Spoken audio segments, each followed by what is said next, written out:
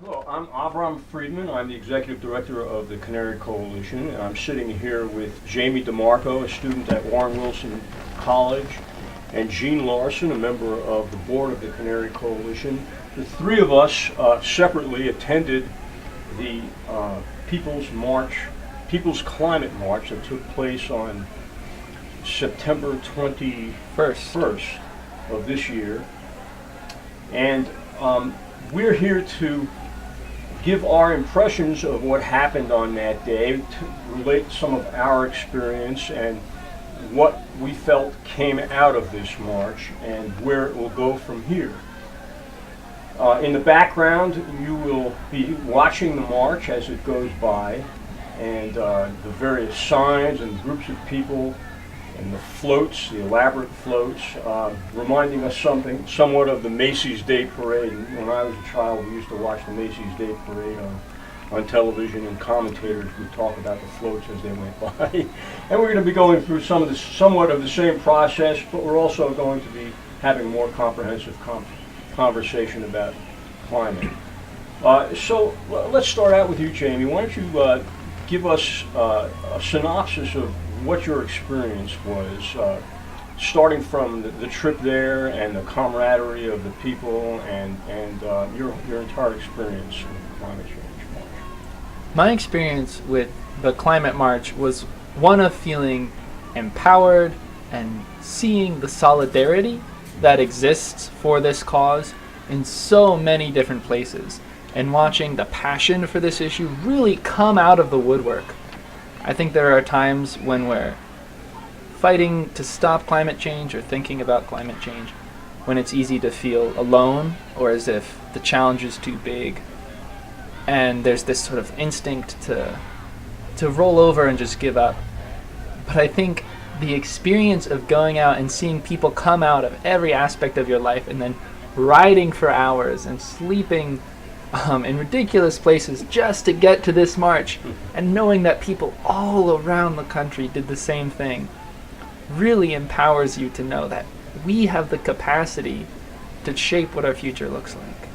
Yeah. Have you been to other or other marches or for other causes similar to this? I mean, how did this differ from others that you've been to? I was at the Forward on Climate March, which until the People's Climate March was the biggest gathering for climate change in the United States ever. The one at the Washington Monument. The Washington Monument, that was 40,000. This march was 400,000. And that has an entirely different feel to it. At the Forward on Climate, you could look and you could see everyone. You could all be captured in your gaze. But in New York City, it went on. You could have walked for hours against the tide and you wouldn't have reached the end. It was miles of people. Yeah. I think Washington, D.C. sees marches in the tens of thousands on a regular basis. But a march this size comes along once in a generation. And Jean, what was your experience like going to and participating in the march?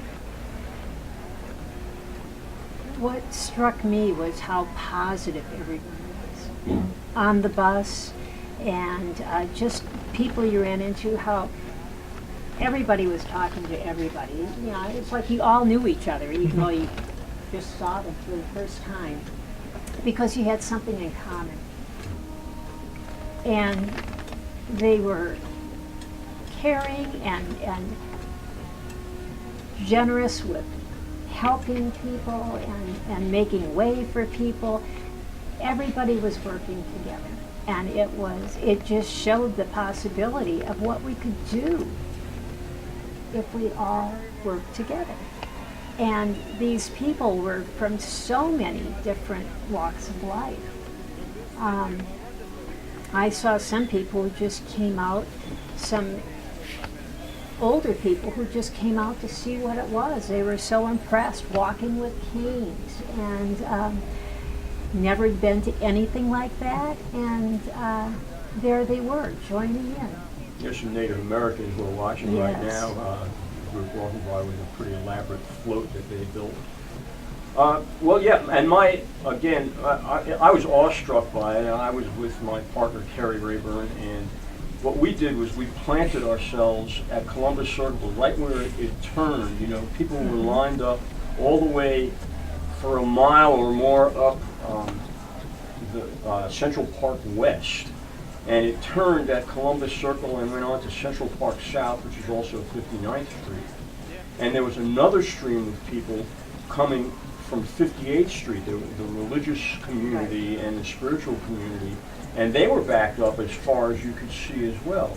And our plan was to stand there at that corner and watch the entire parade go by, which we thought would take about an hour. And then we would join at the end and go down. Well, 3 hours later, we were still standing there, and there was no end in sight. And I mean, I have in my lifetime been to many large demonstrations, and I think this was the biggest one, including during the 60s. I was at some very large anti-war demonstrations and civil rights demonstrations, and this was most impressive. And yeah, you couldn't help but notice the tremendous diversity of people that were there, and not only of people, but of the causes that were represented that tied into climate change. And I think that is what makes the difference between a demonstration and a movement. You know, if you tried to define a single purpose why people were there, you probably couldn't do it. But yet there was a cohesion to it and a central purpose that brought in the issues of fracking and coal ash and civil rights and income diversity and so many other causes that really can all be tied together and in manifesting climate change. And I think that's what has come out of this march is a movement, a true blooming of a movement, and the sense that this is just beginning now, and that the impact that we're going to see is going to be more dramatic at this point. And let's not forget, what we're watching is only one demonstration that took place on that day. They were taking place, I believe, in 159 other countries simultaneously. Thousands of demonstrations. All over the world, all over the country, there were similar demonstrations. This may have been the largest one, it may not have been, and there may have been some bigger ones in other countries. But this was a tremendous demonstration. And of course, this was coinciding with a gathering of world leaders at the United Nations half a mile away on the east side of Manhattan. And President Obama was there, and many world leaders. And Obama, to his credit, talked about this march in his speech, and he referred to it, saying we can't ignore what's going on outside in the streets. You know, and it's rare that a political leader will do that, but such was the impact of this march. There's the Hare Krishnas we're watching now as they go by. They were pretty prominent where we were standing, and everybody got into the spirit. You know, there was no sense of rivalry or anything else. Everybody, when the Hare Krishna people came by, everybody was singing Hare Krishna. When other groups came by, then there were many chants, and there were waves. Did you take part in the waves that came by? I think that was the most incredible part of the whole thing. When there was silence, Yeah. and there was silence, and then having the waves, the hands going up and joining. And I don't know if we were supposed to join. We joined hands Yeah. where we were, and that was really powerful. It as was. far as we could see, all these And hands there were raised several up waves together. that we experienced, and I guess what was happening was that it would start at one end of the parade, the march, which at this point had gone on for hours, and so there were still people at the beginning, and there were already people gathering at the end, which was about, I don't know, it was down at 32nd Street and 11th Avenue. And this is 59th Street and 7th Avenue where we're looking at right now. And I think what was going on was that the wave would start at one end, at the bottom end, and work its way up all the way in the street, and then it would hit the end and it would come back again. I think that's what was going on, but it was very moving and intense when it took place. I agree that the first time it happened, the first time the wave came over us, Yeah. it began with the moment of silence where the whole march stopped and stood in silent solidarity with people all over the world who are experiencing the effects of climate change today. And like I said earlier, we're talking miles of people. Yeah. And in the very back, the roar started. And when there was silence, you could hear it coming from miles away, and building and building and building and building and building until it reached you, and your voice joined it, Yeah. and you propelled it forward. And it was the most encompassing, visceral demonstration of human passion I've ever experienced. Yeah. This was a group of Hispanic people that came. That was Mamacita Earth, or it was Mother Earth in Spanish. We missed the sign as it went by there. But, Looks like she's dancing. Yeah, no, it was awesome. The people that were controlling that big puppet. And so the issue comes up of, okay, so we've gathered this massive movement together now, and it's becoming more and more organized. And where do we go from here with this movement? What do you feel is your next step? As a student at Warren Wilson College, and what involvement do you have in terms of the organization of this movement? Well, first I want to say that it's absolutely true that what's most important about the march is what you do when you come home. That you keep that solidarity with you, and you become the climate champion you have to be, that we all have to be, to start transforming the way this world works. And I think this march marked this issue as the defining issue of our time, which is so hard to do now. There's so much noise, there's so many people vying for attention. But only one issue can turn people out in this size, and it's climate change. And there's no more denying it. This is the defining issue of our time. And that momentum is so important. At Warren Wilson, we're working on divesting our endowment from fossil fuels, precluding the 200 dirtiest fossil fuel companies from our investments.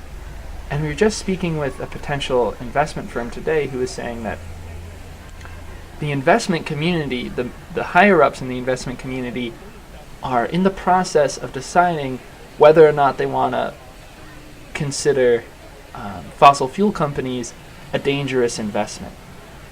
And they're not going to consider them a dangerous investment until they believe that the world has the political will to act on climate, to keep carbon in the ground and stay below 2 degrees Celsius global temperature change. And so there's this sort of like feedback loop where if the momentum grows big enough and there's enough political will and we're strong enough and united enough, these investment firms are going to start considering fossil fuels a dangerous investment and start pulling money out of them, and people see that, and that builds the movement more, which can build more action, which can build further financial divestment. And it's all this feedback loop that we're getting started, and we're hitting record speeds with this march. In fact, I think the day before, or maybe it was the day after the climate march, the Rockefeller family announced that they were divesting of The all oil fossil barons fuel are companies, divesting. which was an amazingly powerful announcement for them to make. Yeah. This is no longer the issue that your hippie grandma cares about. This is the issue that is taking up the minds of the Rockefellers, of reputable organizations, and that the whole world is saying, this is important. This is something we need to act on. And I think you've hit the nail on the head when you talk about economics being the way to address climate change, because economics is what motivates the world. You know, it motivates people. It's the mechanism by which we operate and which will create the changes. And as long as fossil fuels are considered the less expensive, more practical way of producing energy and providing transportation for us, then we'll never be able to address climate change on a scale that's necessary to reverse it in time to avoid the worst impacts of climate change. And so we really need to, I believe, work on changing those economics in any way that we can. Yes, divestiture is extremely important, and just getting people to do that voluntarily. But I think we also need to work on changing government policies so that right now government policies are geared toward making it easy for fossil fuels to be drilled and mined, and I mean there are all kinds of tax incentives and perks that the government gives to companies that explore our national lands for natural gas, for instance, and oil and coal. And I think we need to make that politically inadvisable for our leaders to continue policies like that. And we need to create policies which make solar and wind energy and geothermal energy and wind and tides and ocean waves and other renewable resources more viable economically.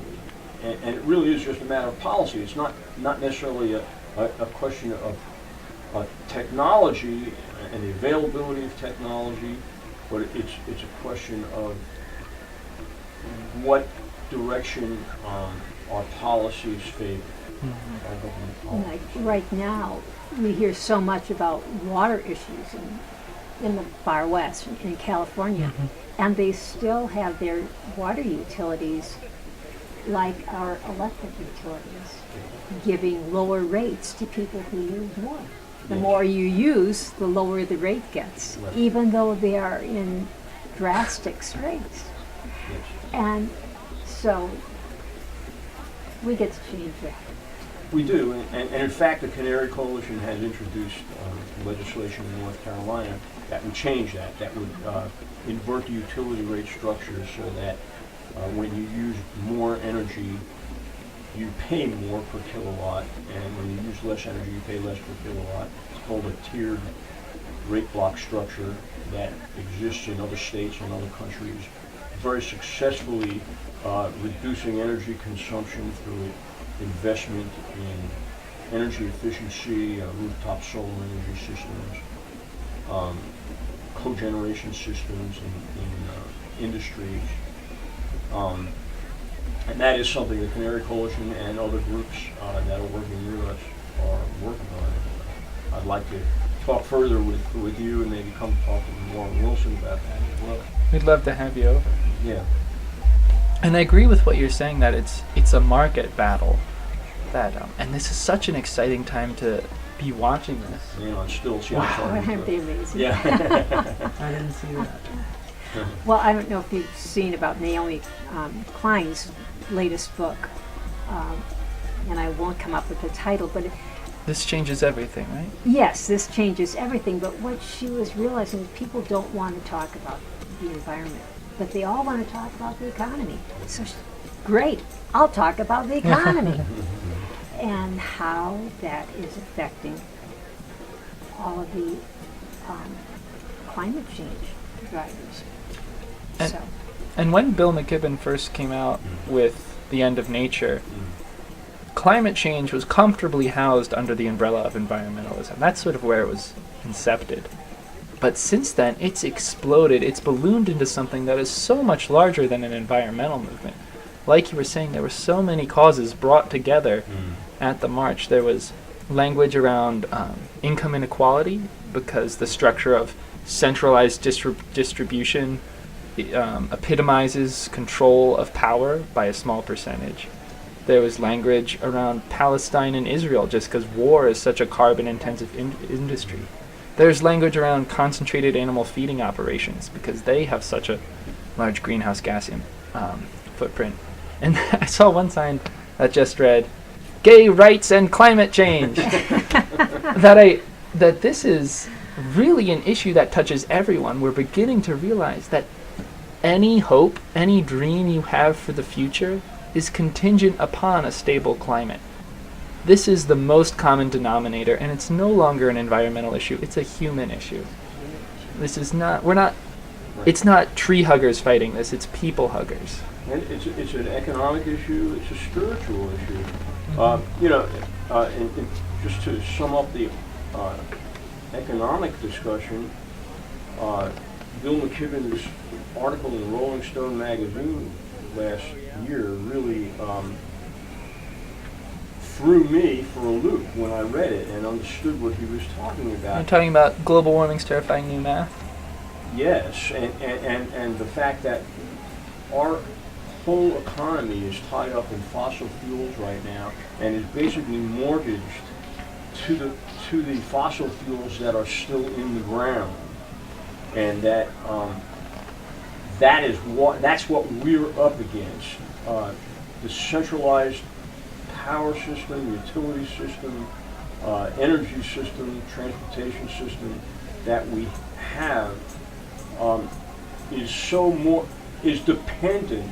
Its economic viability is dependent on harvesting the fossil fuels that are still in the ground. And so what that means is that we need to basically change the nature of our economic system if we're going to address climate change, because if we don't, those who are in control of and indebted to our system right now must, in order to survive, harvest those fossil fuels that are still in the ground. And I think that outlines the political struggle that's ahead in uprooting that, for lack of a better word, evil that's in control of our political system. well, just yesterday, I think there was an article in the Wall Street Journal about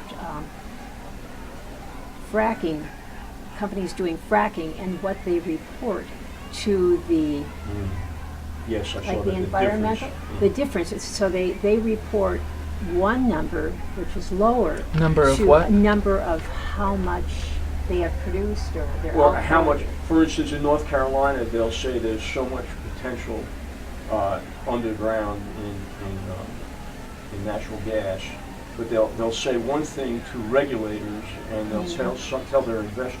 Right. And it's for the Oh my investors, they gosh. tell it's a much larger number. Yeah. So they're telling the state and their investors two totally Two different totally numbers. different numbers. That is incredibly irresponsible. So that for the investors, it looks great. And if you're not reading anything else, if you are not aware of energy issues, that's just going to look like a fantastic investment. And how that is even possible. Yeah. It's mind-boggling.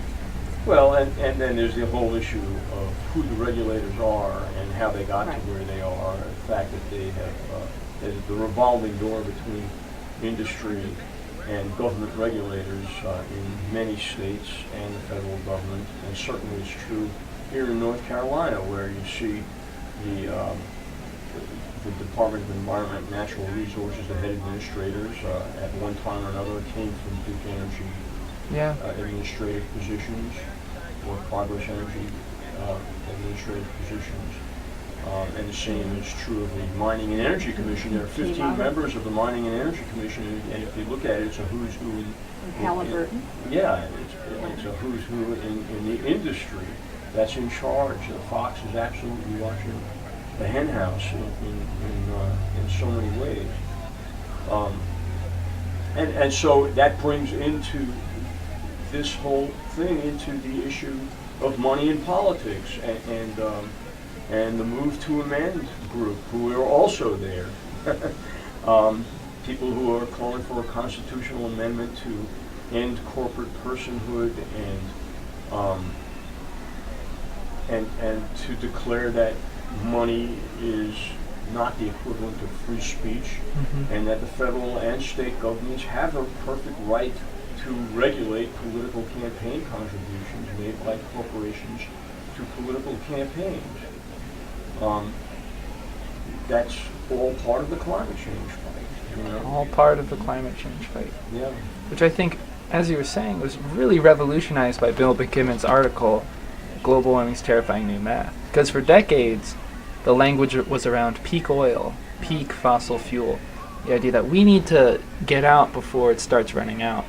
And that article really made clear, if we wait for it to start running out, we're doomed. That we need to get into the streets and march to leave fossil fuels in the ground. Absolutely. And I think that's why a lot of people that we're looking at now are in the streets. I think that changed the whole conversation around climate It change. was a great quote, and I can't remember who made it now, but it was that the Stone Age didn't end because we ran out of stones. Oh, that is brilliant. And the oil age won't end because we ran out of oil. It's because we find better solutions that are more humane, more equitable, provide a better quality of life. Yeah. Absolutely. Wow. I like that a lot. And then there was a whole spiritual aspect of this march as well. Like I said, up on Central Park West, as far as the eye could see, were environmental organizations and civic organizations and students and so many other political causes. But on 58th Street, backed up all the way to the Hudson River, was the spiritual community. Wow. And they had some amazing exhibits. We'll see them later. They had the police directed it so that first people came down off of Central Park West, and then they stopped those, and people started getting pretty angry because they had to wait so long. But then they started to allow some from the spiritual community come off 58th Street. And that went on for about an hour, and then they started coming again from Central Park West. But the spiritual community, I mean, that's a whole other aspect that is also important. I mean, we spoke of the importance of economics, and that the two aren't necessarily totally unrelated, but religion and spirituality is another very powerful driving force on Earth. You know, I mean, there are wars fought over religion. And I think it's incredible to see the growing creation care movement Right. Yes, that's been springing up of people of faith saying, this is important, and God created this world, or God is a steward of this world, and we have to help him. Right. And I think that it's so important that we get involved. You know, there is that tendency of people, I don't really want to say political left, but I guess that's the only reference I can use. I think that's an anachronistic term. I don't think it's left and right anymore, really. I think it's people who are conscious and people who are unconscious, moreover. But there is a propensity on the part of, let's say, people in progressive causes to forget about the spiritual community and not approach the issue from that perspective. And I think it's a huge mistake, because that's where the hearts and minds of people are, you know, especially in a state like North Carolina. If you want to meet the community, you go to the churches. Yeah. And it's one of the only institutions we have that's driven entirely by morality. People show up there only because they care about Right. what's right in the world. And that's what struck me here. Everybody cared. That was the unifying Yeah. factor. They cared, and you could just feel it. They were very genuine. Yes. And it's so heartening to see so many religious groups getting involved in this. And again, it's not a matter of left and right, because I think there are Christian conservatives now who are becoming involved in the There climate are. issue. There are. And it's very important. You know, it hasn't always been true that the religious community has been, you know, among conservatives and backwards thinking, as we tend to reference. Quakers were some of the first abolitionists. That's right. And people, women's suffrage people were very religious people as well. The abolitionism, absolutely, and people in the labor movement. A lot of the labor songs that were sung became the anthems of the movement for, you know, gospel music. and I think we really, really need to bring it back to that. And I saw that happening on September 21st.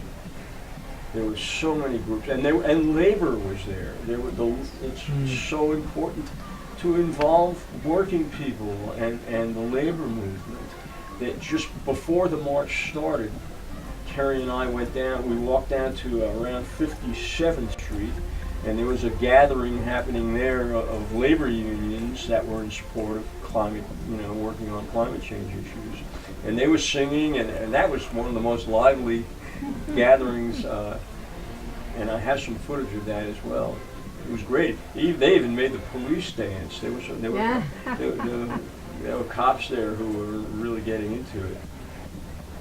And I have to say, just as a note, that the police were completely cooperative in this. They were helpful, and there were no incidents of violence. You know, this was not Ferguson. Yeah. And this is the first time I'm seeing this, because we were far back enough that we actually were almost crushed together for 2 hours. Yeah. And then we finally got up to the point where you turned, and all of the religious people were coming in, and then we had to wait again. So Yeah. we never really got to see much of anything. But I still did have a chance to talk to a lot of people. So Did you get to talk with people from other parts of from we everywhere? had someone that I was with. There are 3 of us from the Asheville area, and somebody had a sign that said Asheville. So a lot of people came up and said, "Oh, I've been to Asheville, or that's so beautiful there," and we just started talking. Interestingly, there's a woman who was from Chapel Hill, and she came and she said, "Oh, Asheville." I said, "Oh, I watched the hearing out in Callaway, and it was just wonderful." And anyway, and there was a man, and I thought he was in his, I thought he was like my age, and he ended up giving me his card because he was interested in finding out about the Moral Mondays. But he had just been to a bookstore and had some books. He was teaching a class on the power of one, you know, what one person can do in trying to get young people empowered. But I went home, and I just, this man was really interesting. I just Googled his name, and I found him, and it turned out he was like 87. Wow. And he was just so energetic and so happy to be there with all of these people. There, I saw quite a number of people in wheelchairs, people on Yes. crutches. I mean, it was just very heartening to see the effort that everybody put into just being there and getting there, and how much they were enjoying it. This group here was focusing on climate justice, which is a whole other area of discussion of why people are involved in the climate movement, because very often, almost always, the people who feel the impact the most low-income minorities, people who are affluent tend to be on higher ground. Right. And the people who live along the shores and the older neighborhoods, because many cities grew up from the shores outward, and so the older neighborhoods and the tenement buildings and the shacks, are all along the waterfronts where we're losing ground due to rising sea levels. And if you look globally, the countries that have contributed the least to greenhouse gases and have benefited the least from the combustion of fossil fuels are suffering the most for the cost, and that's just not fair. Right. And then there's the whole issue of where fracking wastes are stored, where coal ash is stored, and it's always in the poor neighborhoods, Where it's there's always less in of the a poor voice. rural areas where people don't have any political power to fight them off, And so climate justice is a huge issue. It's the reason that the NAACP has become involved in climate change issues and the fracking movement in North Carolina. Not that they don't understand the other issues involved, but that's a big one because it's impacting mostly low-income minorities, African Americans, Hispanics, Native Americans, all of who are very well represented at this moment. Yes.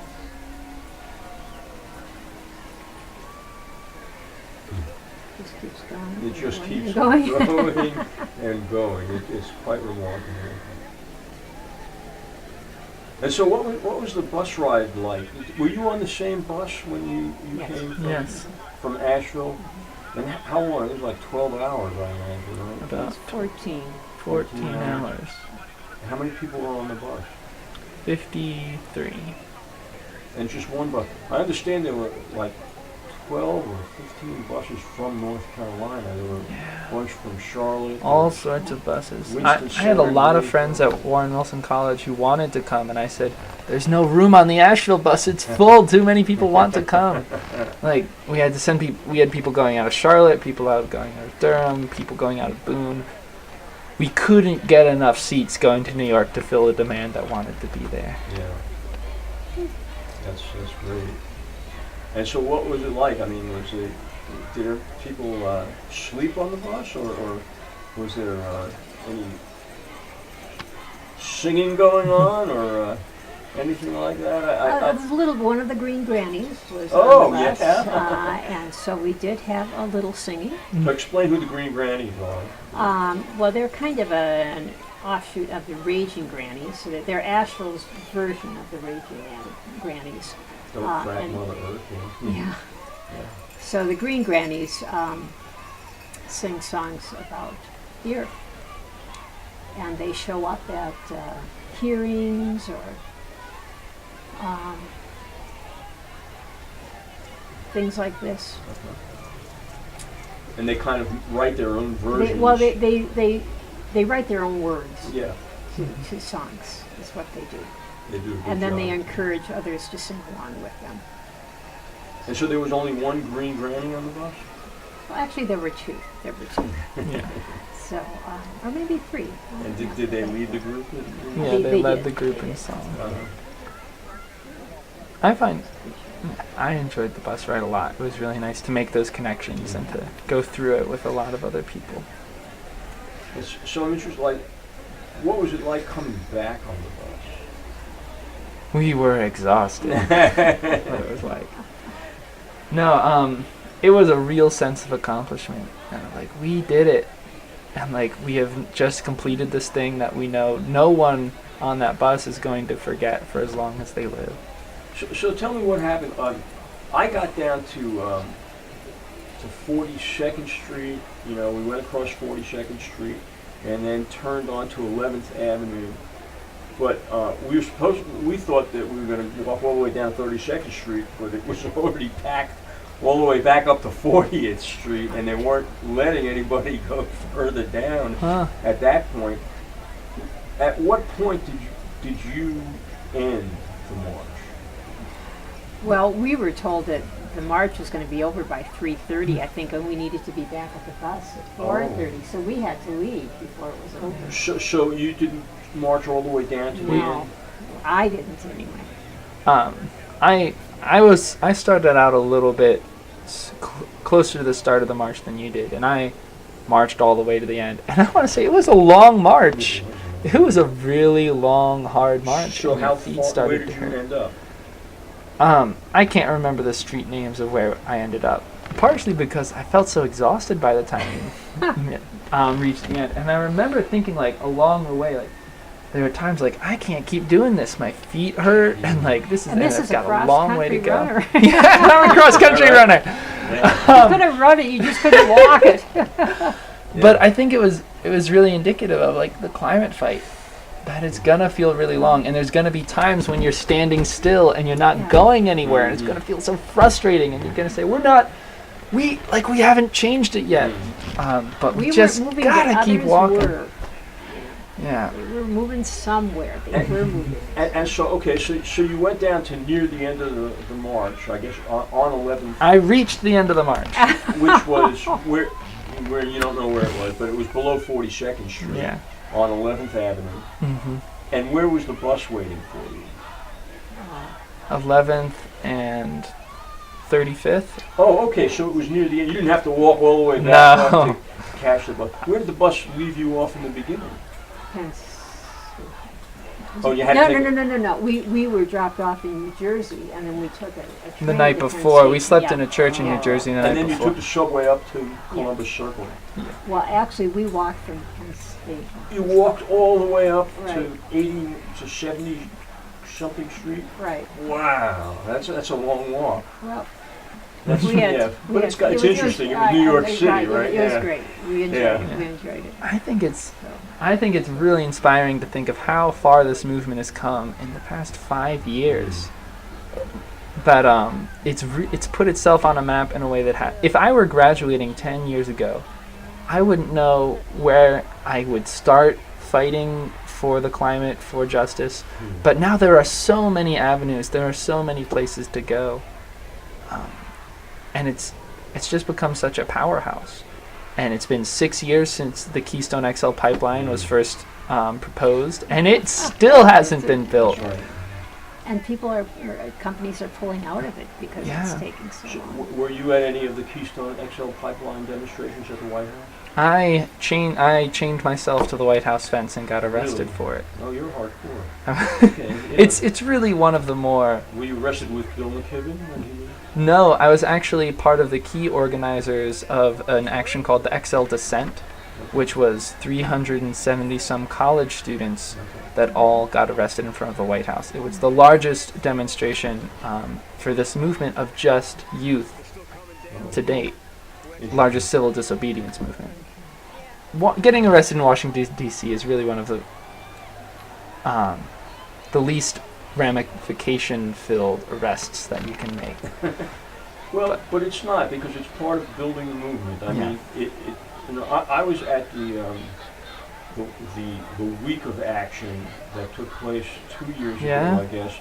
That was amazing. I mean, 1,200 something people were arrested over the course of that week, and Gene I was was there as well. And if you recall, that's when Hurricane Irene came through. There was actually an earthquake in This is the Washington, Washington D.C. Monument. before the demonstration started, before the arrests started. The biggest earthquake that had been recorded in known history in Washington was like 5.9. They had closed the Washington Monument for years after that. And then Hurricane Irene happened, and it was going on at the same time that the Martin Luther King Monument area of the mall was opening up, and they were going to have a dedication that week, and over 1 million people were expected to come to the DC Mall, and they had to cancel it because of the hurricane that was coming through. Huh? But the XL pipeline demonstration went on. And in fact, we did cancel for a day so that we didn't want to divert the police attention from Right. Yeah. the Right. emergency services they might have to perform during the hurricane. And as it turned out, the hurricane actually somewhat bypassed Washington, D.C., and then went up into Vermont and Right. destroyed the area where Bill McKibben lives. I mean, there were bridges that were hundreds of years old that were destroyed. The old It was covered bridges. terrible flooding and whatnot. But that was an amazing display of determination by the demonstrators in D.C. And yeah, it didn't have the ramifications or apparent ramifications of this, but it went a long way. And it was all building towards Yes. this. That's right. Everything we've done so far has been Leg building here, the leg connection there. so that we can come together for something powerful. That's And right. this is building for what's coming next. That's right. Because this UN summit was just the world leaders coming together to plan for the real UN summit in Paris next year. And that's when we're really going to watch the world turn out. That's not a UN summit. I think that's a climate Yeah. summit, Yeah. right? Yeah. Yeah, I believe. Yeah, and that's right. And we don't know what's going to happen there yet, but certainly it will be huge. And I imagine there will be simultaneous demonstrations all over this country as well when that happens.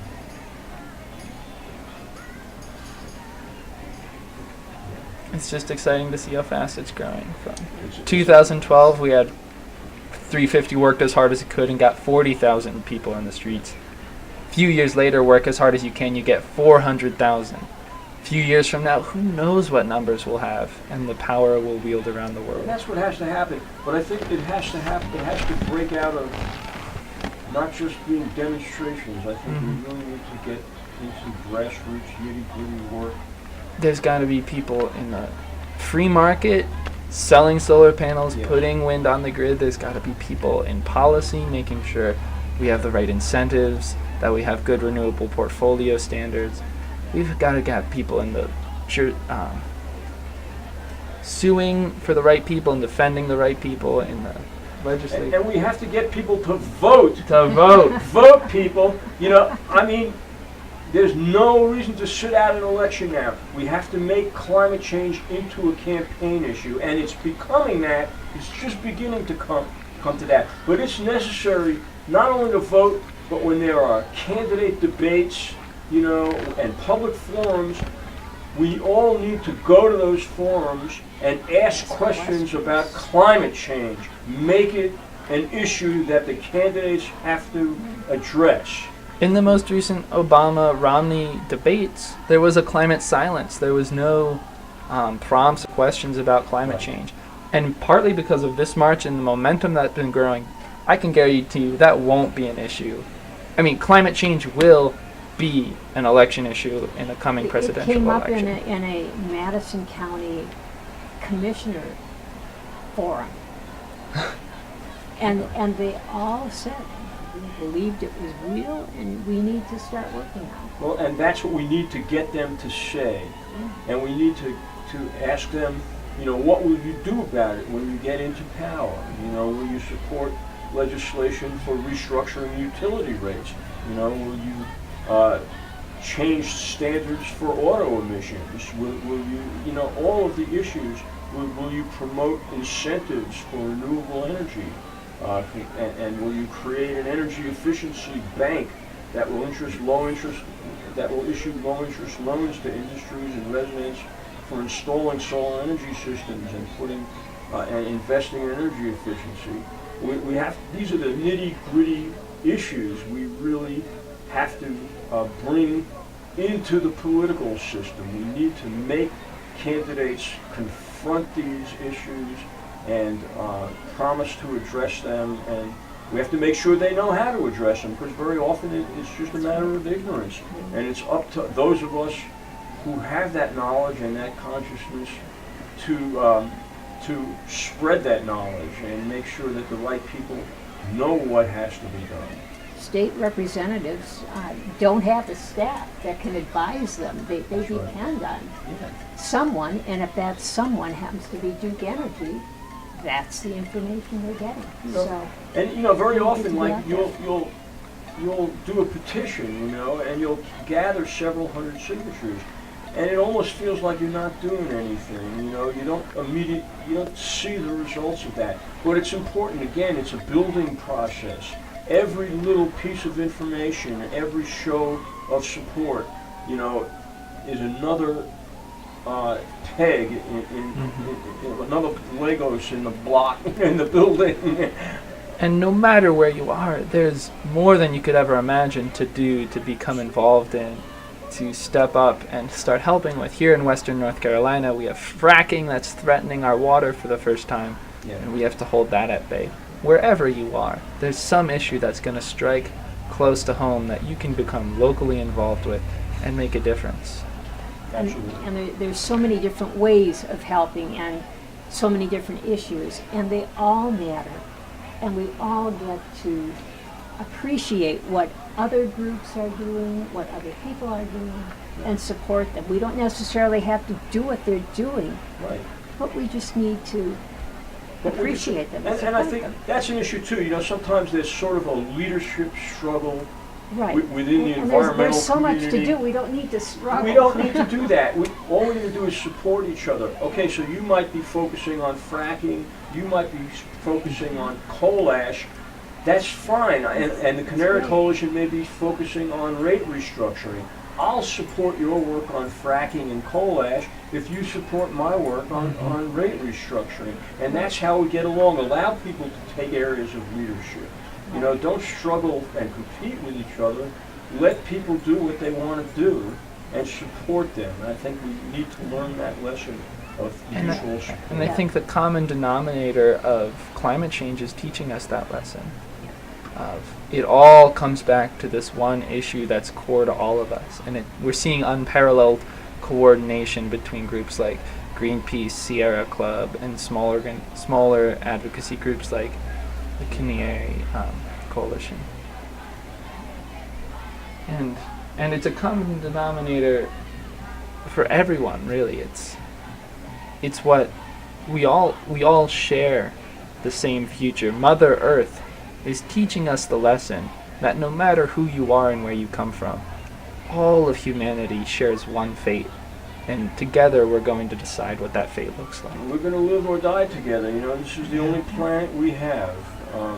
There may be other livable planets out there, but we can't reach them in our lifetimes.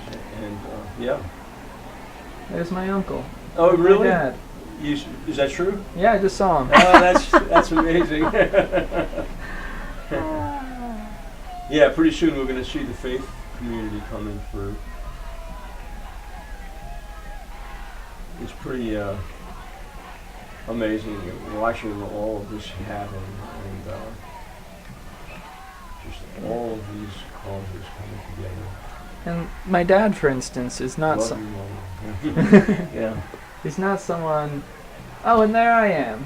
Really? Yeah, in the white hat, just walking by. How about that? Really? How about that? Caught myself. Okay, well, I'm way back.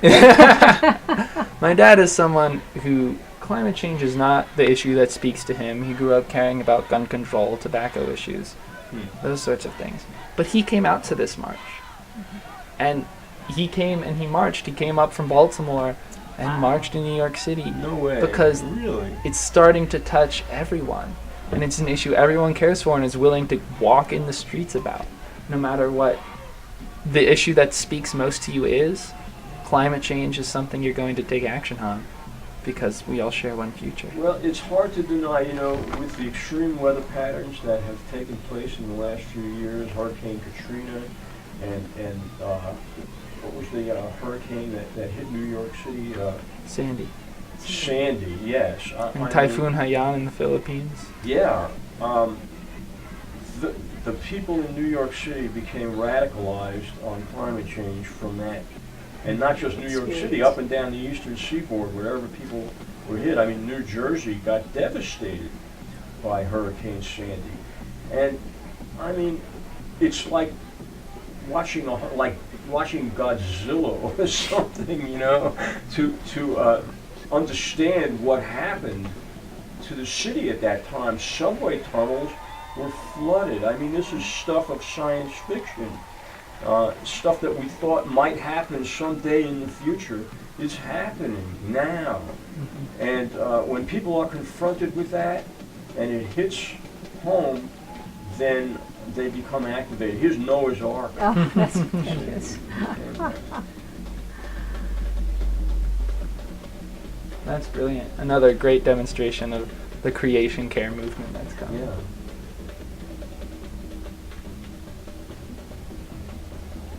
Where are all the animals? They only have room for Yeah, people. yeah. They left all the They're down animals. below. I guess. Yeah. Look at that bicycle. That's a great bicycle. Yeah, so we've been watching for, what, almost an hour, and this is still the beginning of the Yes. march. Well, yeah, this isn't almost the begin. This isn't really just the beginning of the march, but it was condensed. I mean, we had taken about 4 hours of footage and condensed it into about 1 hour. Uh, Well, I haven't seen anything. I saw that yet. But it's still all new. And one thing that impressed me was up on the hill. I can't remember if it's that when we turned, the people meditating Yeah. on those rocks. Did you see that? I didn't see that. No. Oh, did you see it was that? really beautiful. I mean, I felt it first. Hmm. I think I really did, and looked up there, and all of these people. There's the globe. Somebody's got the Amazing. globe. So, yeah, there was a group of people sitting about in 30 silence, people, it's like, yeah. silence, contemplation. Just on some rocks in Central Park. Yeah. They're up Pretty high.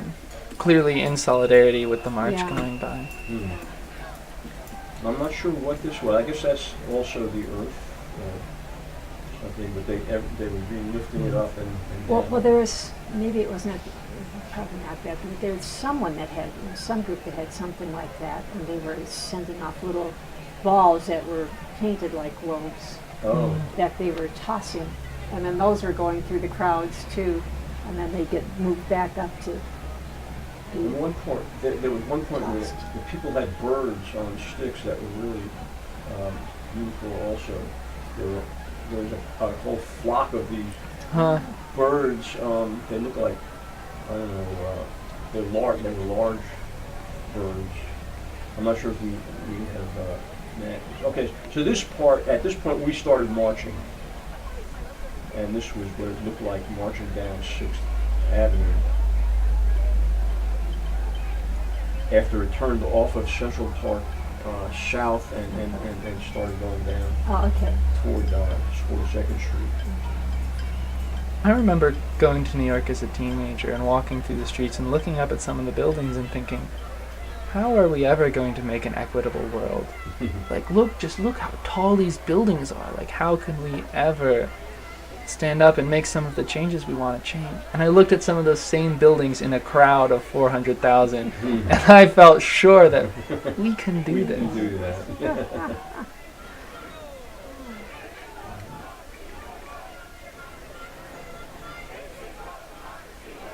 There was some great chanting going on as we were marching. I mean, it was just such a lively crowd, and so much was going on. Yeah, this man here was leading the chant.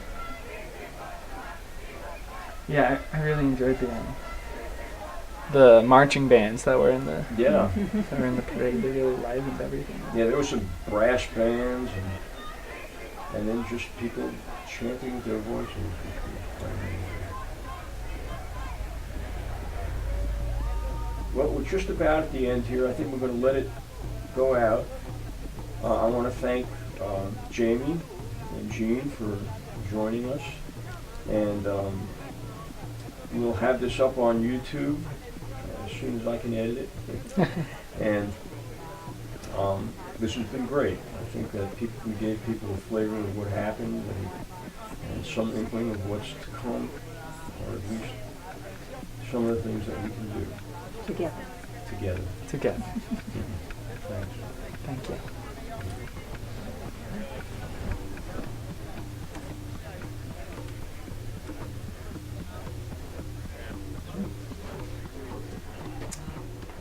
Wow.